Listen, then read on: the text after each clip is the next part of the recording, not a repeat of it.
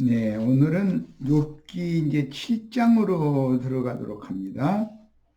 욥기 6장과 7장은 4장, 5장에서 엘리바스가 욥의 말에 대해서 여러 가지의 그 말들을 이제 했기 때문에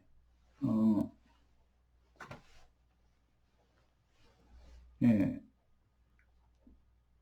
거기에 대해서 이제 엘리바스와 그 빌닷과 소발 그 욥의 세 친구들의 그런 태도 이런 것들을 보면서 이제 눈치를 살폈다 그러죠. 보면서 항변의 말을 하고 있어요. 그러니까 그런 그 욥이 항변의 의미 왜 그렇게 했는지는 이제 잘 알 거예요. 사람의 말이라는 것은 아에 다르고 어에 다르다 뭐 이런 표현도 있고 가는 말이 고와야 오는 말도 곱다 그런 표현도 있습니다. 그런데 지금 욥기 6장과 7장에서 욥이 엘리바스와 친구들에 대해서 항변의 말을 하고 있는 것은 실제는 원인 제공을 욥 자신이 했습니다. 그러니까 사람은 어떤 그 문제, 이제 서로의 견해가 다를 수가 있으니까 똑같은 사태를 볼 때도 문제가 있을 때 항상 자기 편에서만 생각을 하기 때문에 자기를 감싸고 상대방을 이렇게 모함을 하거나 또는 덮어씌우거나 이제 그렇게 해야 되는 문제이기 때문에 자기가 원인 제공을 해놓은 것은 전혀 생각을 하지 않고 남이 무엇을 어떻게 했느냐 이것만 가지고 따지는 사람이 있죠. 그건 참 생각이 굉장히 모자란 사람들이죠. 그런데 뭐 그거 일일이 다 우리는 이제 뭐 대척하고 그럴 가치도 없는 것이지만 그런 것을 늘 생각해서 우리 지체들은 누구와 어떤 말을 가지고 그 의견 표현을 좀 상한 마음을 표현을 하게 되는 경우 잘 생각을 해봐가면서 해야 돼요. 한 번쯤은 적어도 돌이켜보고 나서 좀 천천히 얘기를 해도 되는 거니까 상대방 말을 다 끝나기도 전에 막 말 끊고 파고 차고 들어가 가지고서 자기 그 견해와 자기 주장을 일장연설로 이제 길게 하는 건 참 사람이 덜 된 거죠. 상대방의 말을 일단 내 생각을 앞세우기보다는 일단 끝까지 잠잠히 들어보고 중요한 문제 같으면은 메모지를 갖다가 메모를 적어가면서 말하는 의도를 다 파악을 한 다음에 내 대답을 해도 늦지 않은 거니까 그렇게 하는 그 습관을 좀 길러야 됩니다. 네, 이제는 욥기 7장으로 들어갑니다. 7장을 다 짚혀서서 끝까지 같이 읽도록 하겠습니다. 분명히 흐름을 이해를 해야 되니까. 이 땅에 사는 인생에게 힘든 노동이 있지 아니하겠느냐. 오늘은 이제 이 힘든 노동이라고 번역한 이 그 욥기 7장 1절의 용어에 중점을 좀 두어서 첫 시간은 많은 말씀을 좀 나누고자 합니다. 여기 힘든 노동이라고 번역한 이 자바라는 이 용어는 이제 군사들의 움직임, 즉 전투, 전쟁 그런 용어와 같은 그렇게도 번역이 되는 그런 의미인데 인생살이가 전쟁과 같지 아니하냐 이제 이 말입니다. 사실은 그런데 힘든 노동이 있지 아니하겠느냐 이렇게 번역을 해서 오해하기가 쉬우니까 사람은 사는데 무슨 노동만 해서 사는 건 아니죠. 욥이 여태까지 노동해서 산 사람이 아니죠. 자, 그의 날이 품꾼의 날과 같지 아니하겠느냐. 여기에서 품꾼이라고 한 그 셈족의 언어법은 누구의 종으로 중노릇하는 것, 군대의 졸병이 장수의 그 중노릇을 해서 전투를 수행하는 그런 의미를 표현하는 말입니다. 욥기 1장 말씀을 잘 염두에 두시기를 바랍니다. 종은 여기 이제 드디어 종이라는 말이 나왔죠. 졸병과 같은 그런 개념이지, 노예니까. 저녁 그늘을 몹시 바라고 품꾼은 그의 삭슬 기다리나니 이와 같이 내가 여러 달째 고통을 받으니 고달픈 밤이 내게 작정되었구나. 그러니까 욥이 몸에 질병을 얻고 뭐 자기의 모든 소유 재산과 자식들을 잃고 그런 시간들이 이미 여러 달 지났다라는 말이죠. 내가 누울 때면 말하기를 언제나 일어날까, 언제나 밤이 갈까 하여 새벽까지 이리 뒤척 저리 뒤척 하는구나. 내 살에는 구더기와 흙덩이가 의복처럼 입혀졌고 내 피부는 굳어졌다가 터지는구나. 나의 날은 배틀의 북보다 빠르니 희망 없이 보내는구나. 내 생명이 한낱 바람 같음을 생각하옵소서. 나의 눈이 다시는 행복을 보지 못하리이다. 오늘은 이제 이 욥기의 7장 1절에서 8절까지를 중점으로 이제 말씀을 나눌 거예요. 나를 본 자의 눈이 다시는 나를 보지 못할 것이고 주의 눈이 나를 향하실지라도 내가 잊지 아니하리이다. 그런데 이제 그까지 읽겠습니다. 구름이 사라져 없어진 같이 스월로 내려가는 자는 다시 올라오지 못할 것이오니 그는 다시 자기 집으로 돌아가지 못하겠고 자기 처소도 다시 그를 알지 못하리이다. 그런즉 내가 내 입을 금하지 아니하고 내 영혼의 아픔 때문에 말하며 내 마음의 괴로움 때문에 불평하리이다. 내가 바다니까 바다 괴물이니까 주께서 어찌하여 나를 지키시나이까. 혹시 내가 말하기를 내 잠자리가 나를 위로하고 내 침상이 내 수심을 풀리라 할 때에 주께서 꿈으로 나를 놀라게 하시고 환상으로 나를 두렵게 하시나이다. 이러므로 내 마음이 뼈를 깎는 고통을 겪느니 차라리 숨 막히는 것과 죽는 것을 택하리이다.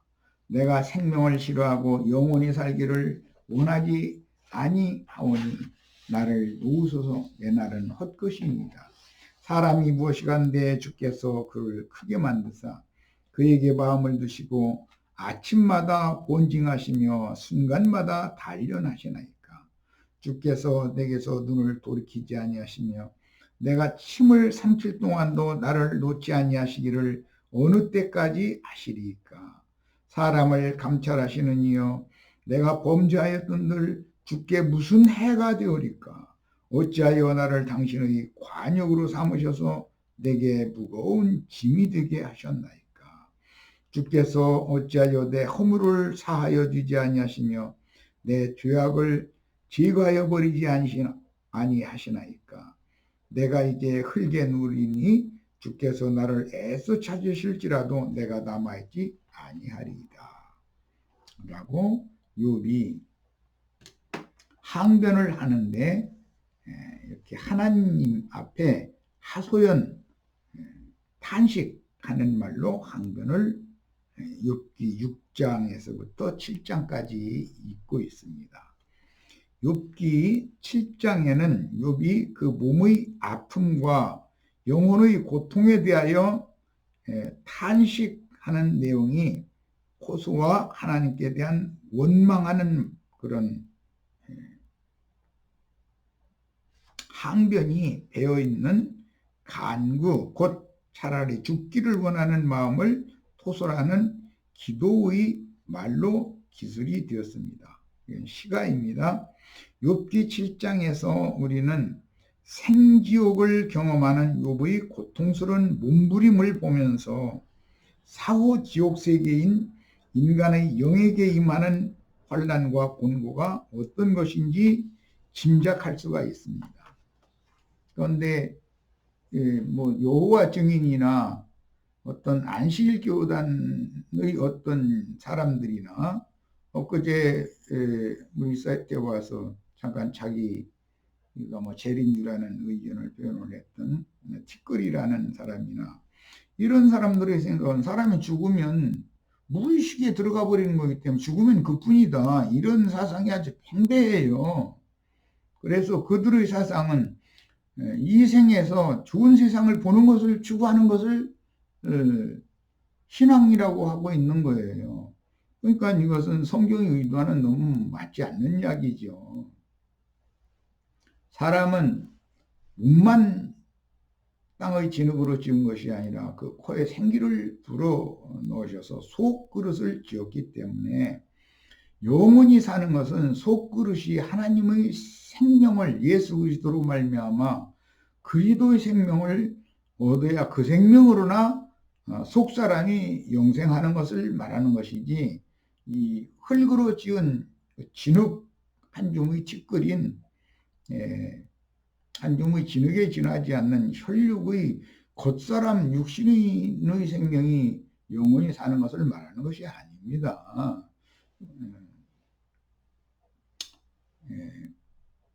산채로 땅이 입을 벌려서 사람을 수월 음부 속에 가두는 삼키는 그런 말씀도 구약에는 이미 나와 있고 신약성경의 19장에도 짐승들과 그리스도의 대적자들은 산채로 음부의 영원한 불못에 던져진다고 그랬는데 그 산채로라는 말은 의식이 있는 채로 그런 뜻이란 말이에요. 뭐 잘 아시는 것처럼 누가복음 16장에서 나사로의 비유를 말씀을 하실 때 나사로는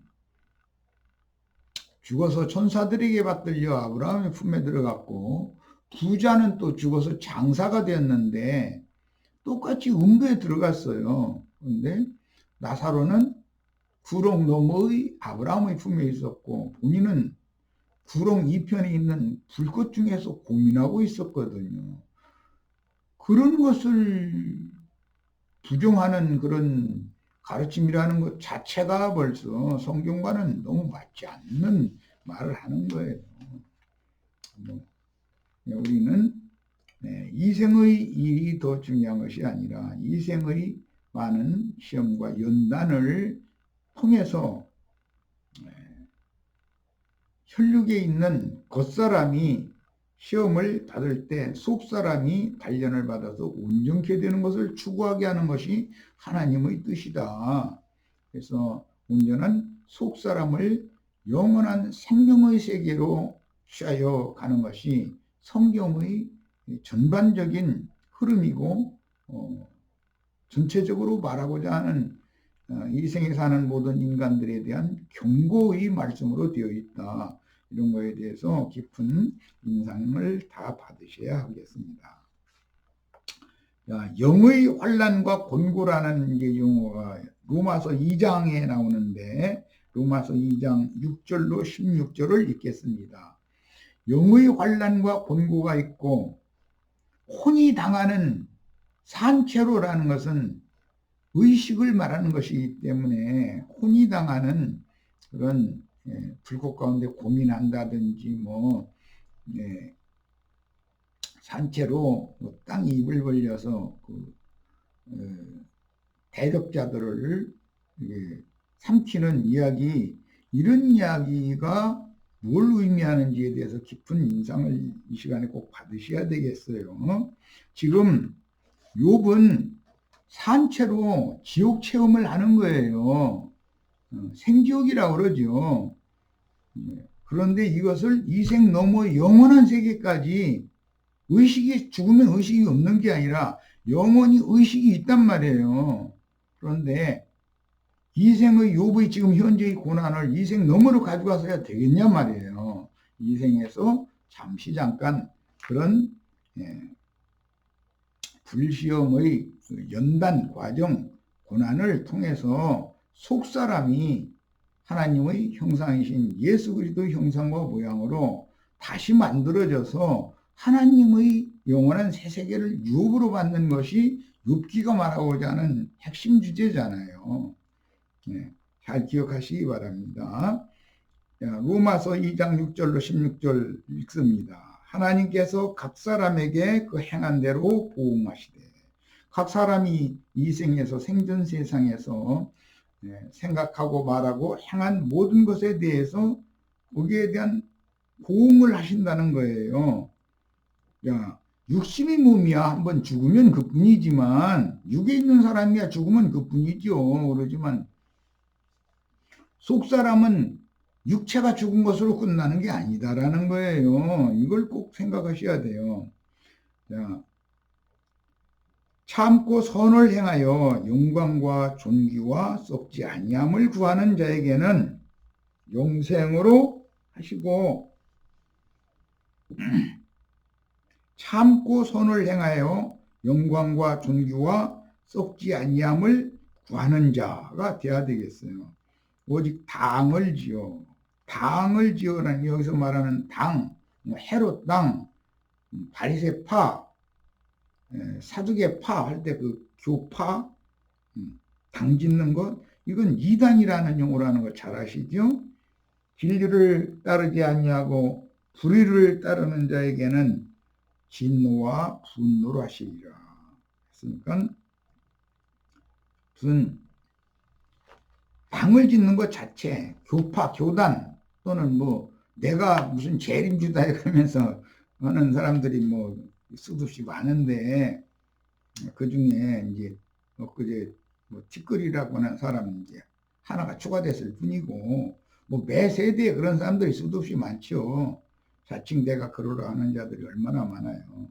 그런데 또 그들이 부분적으로는 너무 그럴싸한 말들을 하는 것이 있기 때문에 그런 말도 못 들어본 사람들 몇 사람을 사로잡아 가지고 완전히 자기 종을 삼아버리는 것이거든요.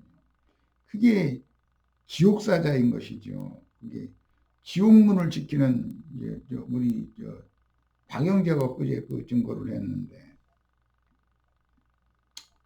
필라케의 문지기들이잖아요. 감옥의, 지옥의 문지기들이에요, 그게. 자, 악을 행하는 각 사람의 영에는, 악을 행한다는 건 뭐죠? 당을 지어 진리를 따르지 않고 불의를 따르는 자들, 그게 악을 행하는 자들이잖아요. 각 사람의, 그들의 악을 행하는 각 사람의 영에게는 환난과 곤고가 있을 것이다 그랬어요. 이것은 영적 환난과 곤고, 육신이 당하는 환난과 곤고, 요번 현재 육신이 그런 환난과 곤고를 당하고 있지만 살아서 지옥 체험을 하는 것이거든요. 먼저는 유대인에게, 이 얘기는 유대인이라고 해서 우리는 선민이고 구원받았다 자신할 수 없다, 지금 이걸 기본적으로 말하는 거예요. 그리고 헬라인에게며 이방인들, 유대인들이 볼 때는 이방 개들이지만 헬라인들은 죄악된 세상을 자기 멋대로 함부로 사는 이방인들을 상징하는 것인데, 헬라인들은 특징이 이제 다신주의죠. 유대인들의 특징은 일신주의고, 그런데 뭐 엊그제 보니까 1일, 2일, 3일 뭐 그런 얘기도 나왔던데, 그 기독교계의 삼위일체 교리 그대로 받아들이고 있다는 거잖아요. 얼마나 헷갈리는 사람이에요. 금방 알 수 있죠. 선을 행하는 각 사람에게는, 여기 말하는 선을 행하는 것은 참고 선을 행하여 영광과 존귀와 썩지 아니함을 구하는 그런 사람이에요. 그게 선을 행하는 각 사람이에요. 영광과 존귀와 평강이 있으리니 먼저는 또 유대인에게요 또 헬라인에게라. 그러니까 영적 심판과 영적 구원은 모두 유대인이나 이방인이나 똑같이 당한다. 그러니까 이 말씀을 하시게 되는 배경은 혈통적인 유대인 사람들이라고 해서 자신들은 선민이고 혈통적인 이방 죄인들은 개돼지라고 생각하고 있는 오늘날의 이제 기독교계의 선민 사상, 칼빈의 예정론 사상이라고 그러는데, 자기네들은 구원받았고 자기네 예배당이나 또는 자칭 자기가 재림주라고 이렇게 하는 뭐 이만희, 장길자, 뭐 이연내, 나규상이, 뭐 천수남이, 정명석이, 뭐 찌끄리라는 사람도 이제 하나 보태졌죠. 뭐 이런 사람들, 그 사람들이 전부 적그리스도들이잖아요. 자칭 자기를 그루라 하는 자들이잖아요. 이는 하나님께서 외모로 사람을 취하지 아니하심이라. 무릇 율법 없이 범죄한 자는 또한 율법 없이 망하고, 무릇 율법이 있고 범죄한 자는 율법으로 말미암아 심판을 받으리라.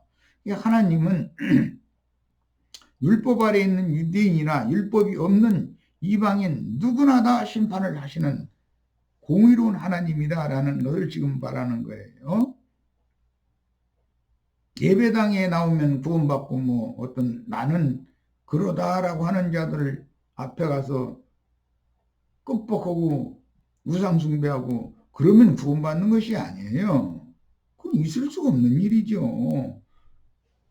이미 앞에서 설명한 것처럼 진리를 따르지 않고 불의를 따르는 자들이잖아요. 그런 자들은 특징이 자기네들만이 최고라고 생각하고 내가 제일이라고 하고 내가 하나님이라고 하고 뭐 내가 제일인주라고 하는 사람한테 가서 꾹뻑하잖아요.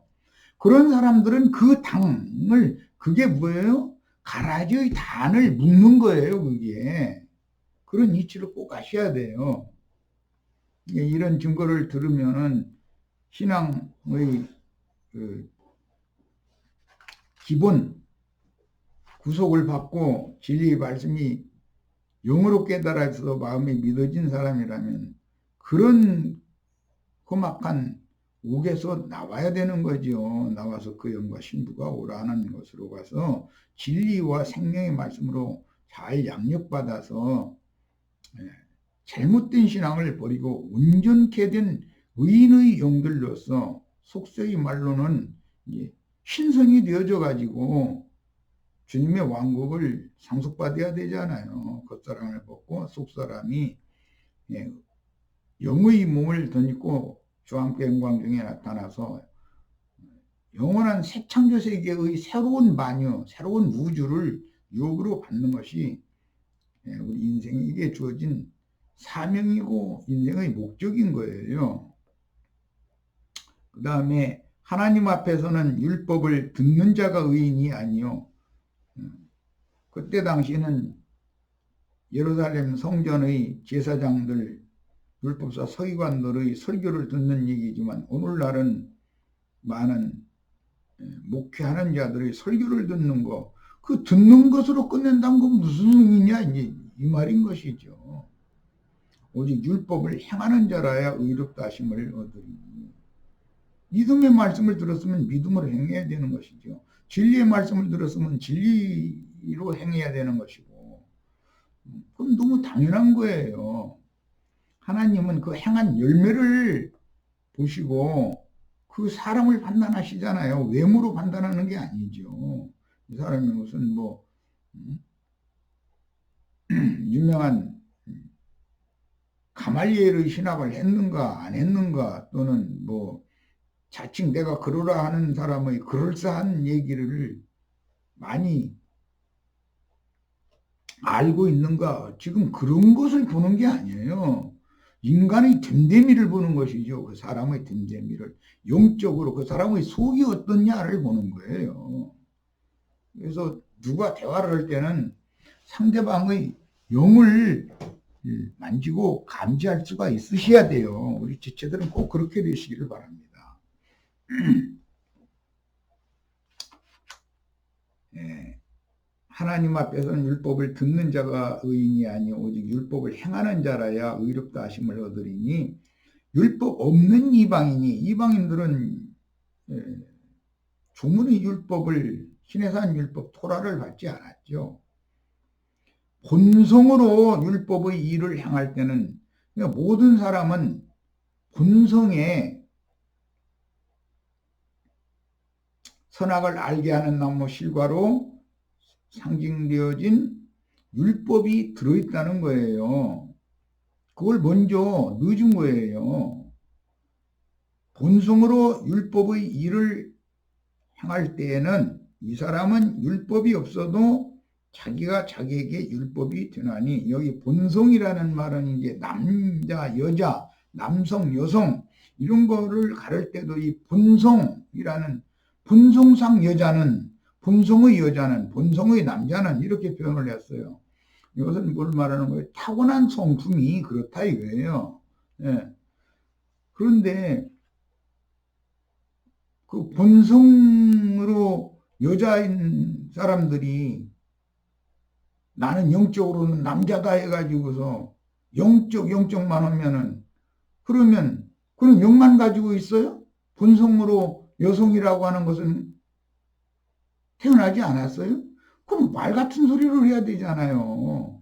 양면을 적용을 해야 되는 거지, 항상. 자, 그 다음에 본성으로 율법의 일을 행할 때 율법 없는 이방인이, 이 사람은 율법이 신에 사는 율법이 없어도 자기가 자기에게 율법이 된다. 여기 자기라고 그랬는데 이것은 여러 번 말씀드렸지만 흔히 자아라고 그래요. 그런데 자아는 옛사람의 자아도 있고 새사람도 자아가 있는 거잖아요.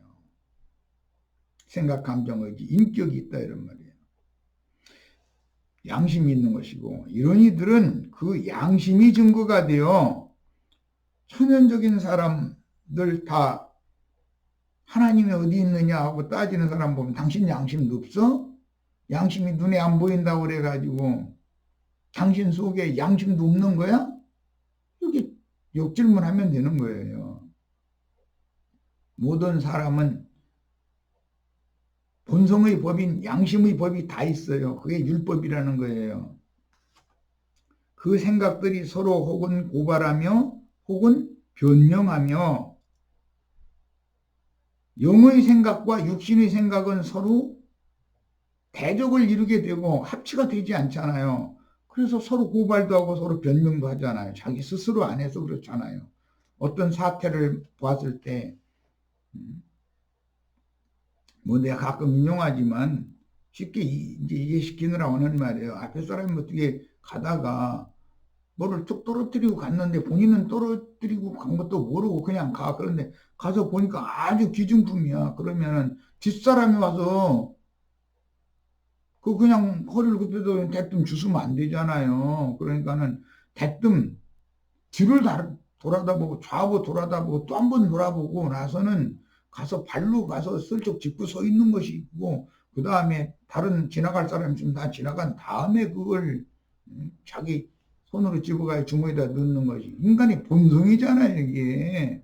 아, 나는 그렇게 안 넣는다고. 그것은 당연히 하지 않아야 되지요. 그렇게 하면 안 되는 거죠. 앞에 가던 사람 빨리 부른다든지 뭐 경찰에 연락을 한다든지 해서 이런 사람이 이걸 떨어뜨리고 갔다, 그 신고를 해야 되는 건 너무 당연한 거예요. 그것은 잘하면서 교육을 받아서 교육의 효과로 그렇게 해야 된다는 것을 아는 것인데, 아는 것은 그렇게 아는 것과 행하는 것이 일치가 되지 않을 수가 얼마든지 있는 거예요. 견물생심이라고 자신도 모르게 그 아무것도 아닌 걸로 그 사람이 떨어뜨리고 갔으니까, 가서 보니까 굉장한 기중품이야 자기가 볼 때. 그러면은 갑작스럽게 생각이 다투잖아요. 자신 속에서 육신의 생각과 영의 생각이 다투기 시작하면 양심을 끝까지 지키는 경우는 없어요. 본성상의 인간이라는 거는. 그리스도의 생명으로 거듭난 사람에게나 이게 가능한 거예요. 그런데 거듭난 채 하지만 사실은 천연적인 사람은 본성대로 그냥 행하거든요. 육신의 생각을 따라서. 이런 걸 잘 이해를 하시기를 바랍니다. 이런 이들은 자기가 자기에게 율법이 되나니 이런 이들은 그 양심이 증거가 되어 생각들이 서로 혹은 고발하며 혹은 변명, 참 양심의 소리를 작은 소리로 들려주고 그건 남의 것이고 너 그거 손대면 넌 도둑놈이 되는 거야 라고 정확하게 속에서 말씀을 들려주시거든요. 양심의 소리가 없는 사람이 어디 있어요. 그럼에도 또 다른 음성이 더 크게 들려요. 너 당장 필요하잖아. 너 이거 가져가면 네가 당하고 있는 지금 현재의 많은 문제들을 벗어날 수 있잖아. 해결할 수 있잖아. 그래 하면서 변명 뭐라고는 혹시 하나님께서 나의 곤경, 나의 기도를 들으시고 나를 이런 재난, 이런 곤란에서 건져주시려고 이런 행제를 보내주신 건 아닐까 이래가면서 변명하는 거예요. 그러면서 그래도 양심의 소리에서는 너 그거 손대지 마. 너 그거 네 엎드려서 손으로 네 잡는 순간 너는 도둑놈이 되는 거야. 라고 음성을 또 들려주시거든. 그때 사방을 이렇게 돌아보면서 하나님 한 번만 눈 감아주세요. 이러고 타협적으로 나오게 마련이거든요. 그럼 이미 지고 들어가는 거거든요. 이건 누구나 다 경험이 있는 얘기잖아요. 그래서 그게 마음에 새긴 율법의 행위를 그렇게 나타낸다 그랬어요. 곧 나의 복음에 이른 바와 같이 하나님이 예수 그리스도로 말미암아 사람들의 은밀한 것을 심판하시는 그날 나의 그런 언행 심사 행동 다 보고 계시다가 그것을 검은 입은 검사애들 시켜서 다 치부에다 적어놔두라고 만들고 내가 이 생을 떠나는 날 그리스도 심판대 앞에 섰을 때 검사들이 내 사는 동안에 언행했던 것을 다 이만큼씩 사실조사한 것을 기록해놓고 나서는 차근차근 묻기 시작하거든요. 그러면 그 앞에서는 변명할지도 못하는 거예요. 변명하면은 딱딱 옆에 있는 검사가 넘겨가면서 몇 월, 며칠 날, 몇 시, 몇 분, 어디에서 뭔 일을 했잖아. 그러면은 잊어먹었던 것도 다 생각나게 만들어 주셔. 어떻게 할 거예요? 이게 그리스도 심판대잖아요.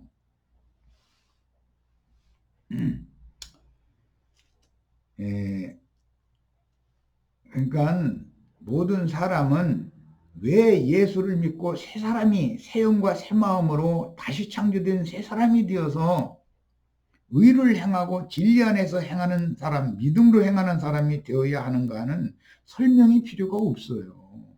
옛사람은 그렇기 때문에 새 사람으로 예수님의 양심과 예수님의 정신으로 다시 만들어진 재창조된 사람이 아니면 그리스도 심판대를 통과할 수가 없어요. 예.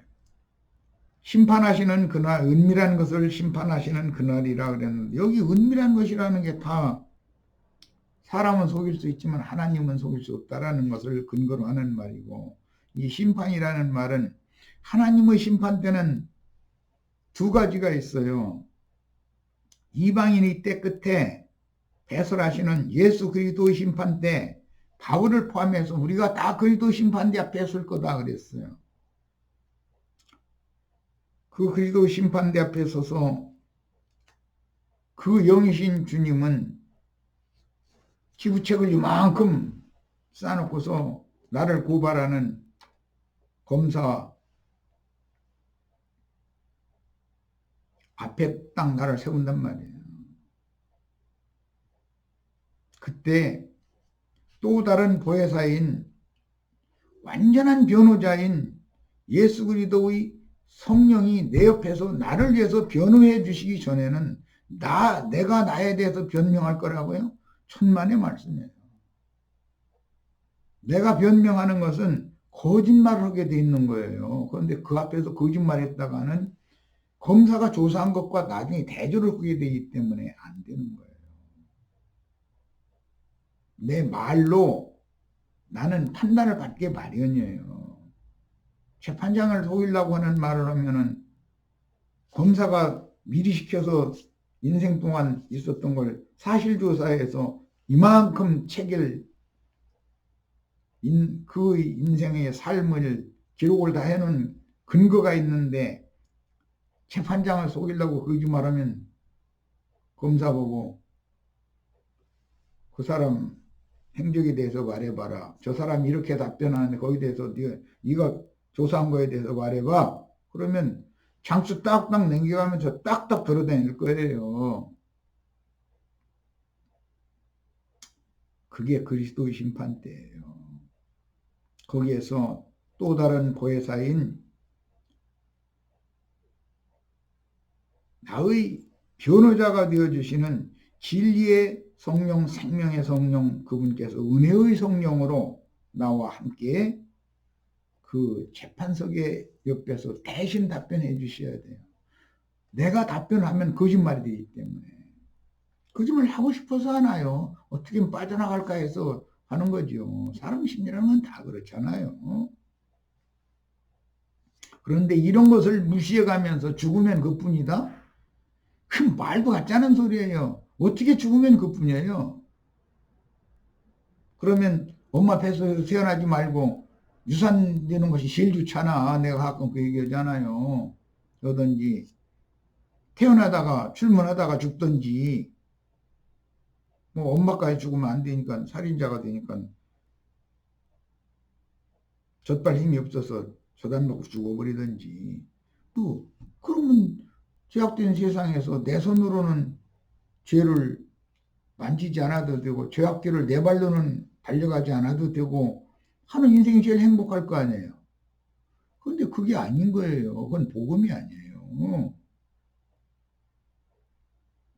죄악된 세상에서 진리의 말씀을 증거하는 종을 만나서 그 종이 증거하는 말을 알아들을 때까지 부모가 길러놔야 되는 것이고 복음을 들으면 자기의 양심의 판단에 따라서 영으로 듣고 마음으로 깨달아가면서 내가 이러한 죄인이라고 정말로 깊이 뉘우치고 회개하는 사람이 흙이 깊고 좋은 밭이 되는 거예요. 착하고 좋은 마음으로 말씀을 듣고 결실할 수 있는 좋은 밭이 되는 거죠. 자, 하나님의 심판 때는 이방인의 때 끝에 배설하시는 예수 그리스도의 심판 때와 그 천년이 찬 후에 배설하실 크고 신 보좌의 심판 때라고 하는 시대적인 차이가 있으니까 이것을 잘 구분을 하셔야 되겠어요. 예수님이 오셨을 때 이미 구약 백성들은 그리스도 심판 때 앞에 서서 재판을 다 받았어요. 그리고 이기는 자들만 그리스도의 부활에 함께 부활하고 승천에 함께 승천했다가 그 후로 50일이 지나서 오순절 때 세상의 말로 말하자면 신선들이 되어져 가지고 치천사 온전케 된 의인의 영들이 되어져 가지고 주님과 함께 예루살렘 교회에 함께 재림을 하셨던 거예요. 그 치천사들은 세상에서는 신선이라고 그러죠. 신선들이 그들의 시간 개념은 하루가 1000년이니까 뭐 바둑 한 수 이렇게 놓고 생각을 했는데 옆에서 구경하고 있던 사람들은 도끼 자루가 다 썩는 시간이 같다는 거잖아요. 하루가 1000년 같다라는 말을 이해시키려고 그래요.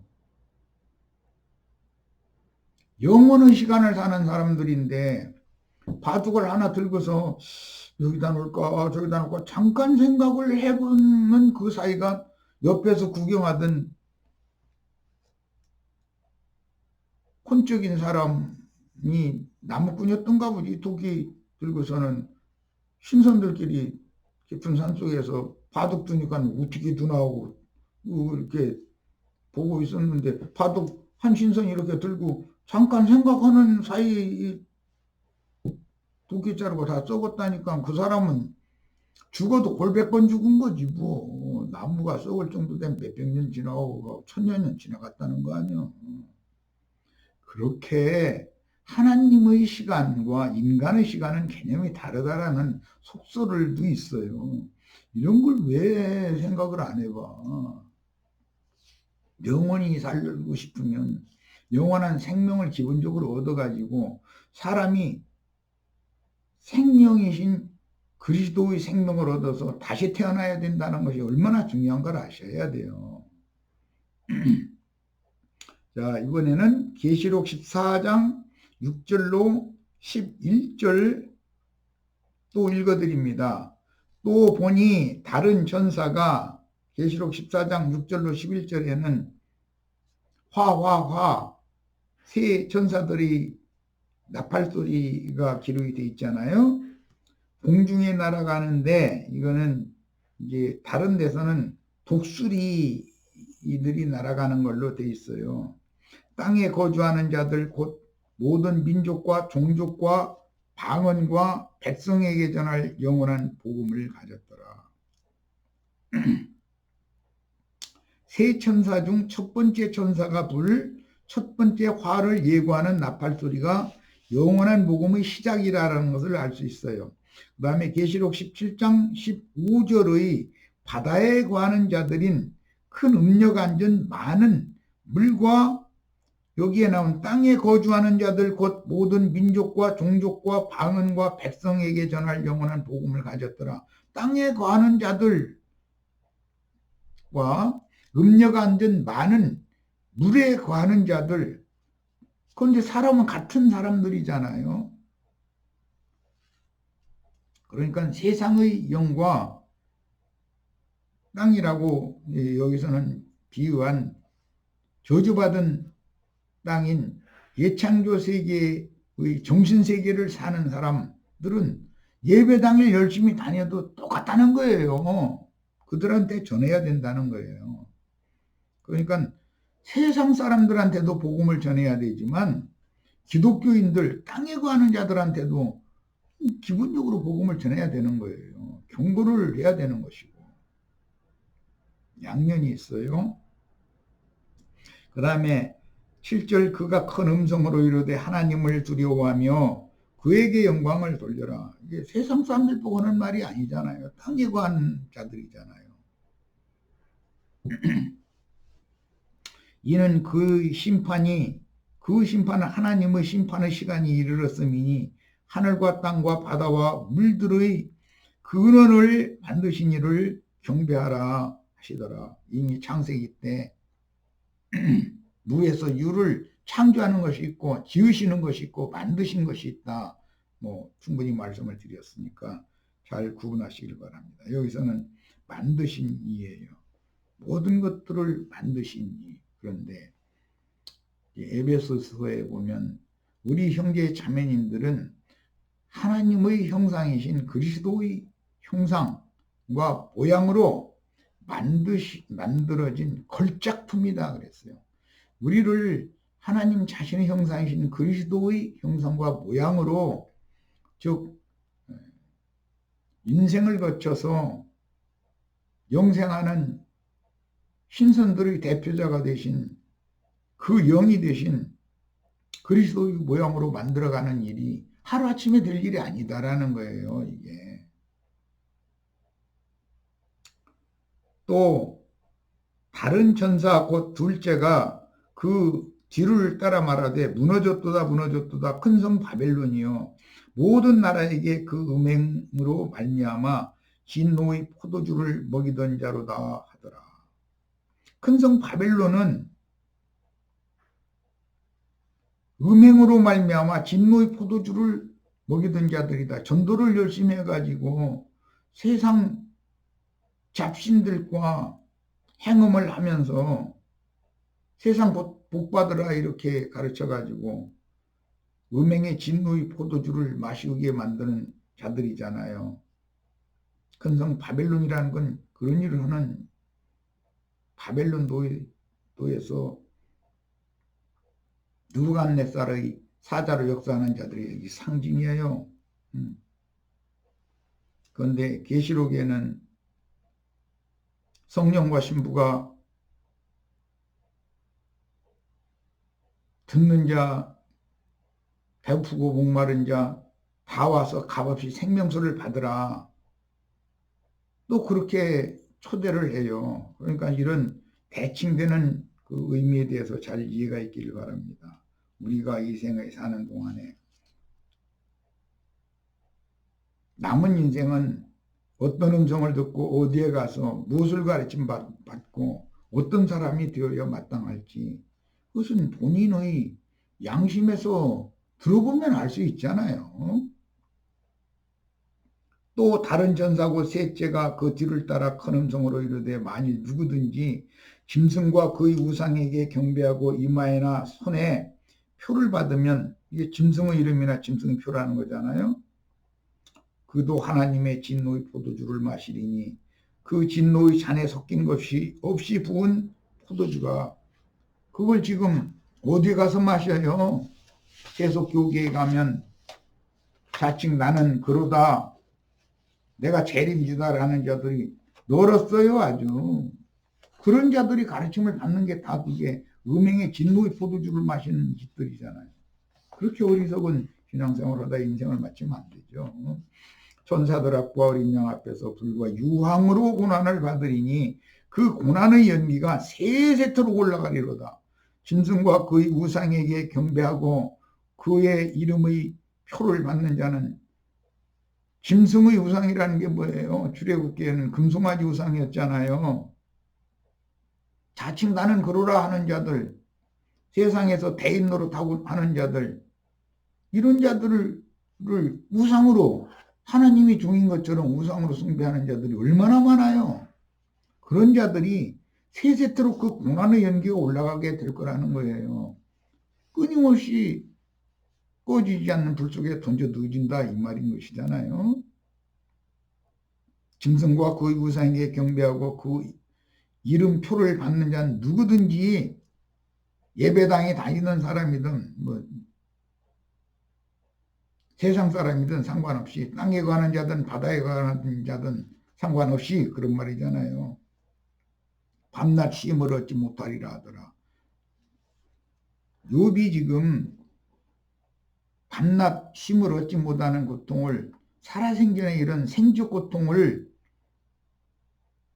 하나님 앞에 단식하면서 호소하는 말을 하고 있는데 항변을 하는 거죠. 그런데 우리가 이 생에 사는 동안의 욥처럼 그런 재난을 몸으로 경험할지라도 사후 세계에는 극락의 하나님의 세계에 시편 43편에 나오는 말이에요. 거기를 욥으로 받는 축복을 다 받으시기를 바랍니다. 첫 시간은 여기까지 해서 마칩니다.